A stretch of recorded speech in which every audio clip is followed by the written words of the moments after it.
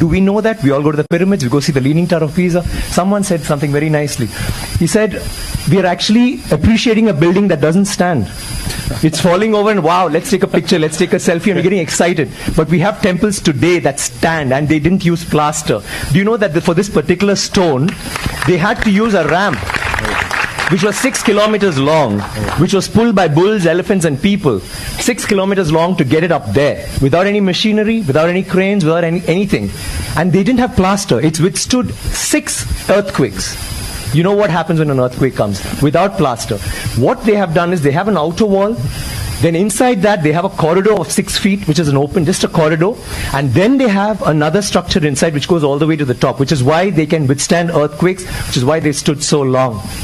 So these are all things that we need to know about. This particular king has built 5,000 dams in his time, and he's made a water management ministry in that time. He's had elections for the village leaders. He's asked them to name cities after women. Why should it only be men? Why can't it be named after a queen? And they've had hospitals, free hospitals, and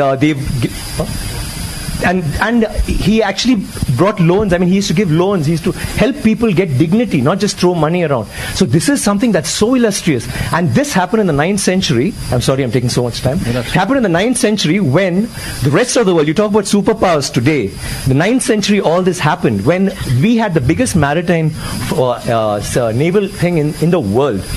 And it went all the way to Bali, all the way to Malaysia, and went till we sent emissaries to China. And you know what was the superpower doing then? America hadn't been discovered by Columbus till 500 years later.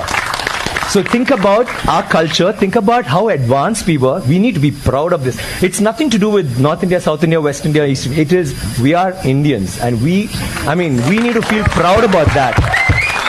And England is so illustrious, but Englands were invaded by the Vikings, and the Europe was in the dark ages during the 9th century. They had nothing going on. So don't you think we should celebrate history? Absolutely, absolutely. Thank you very much. Thank you. Manisha, I need water, please.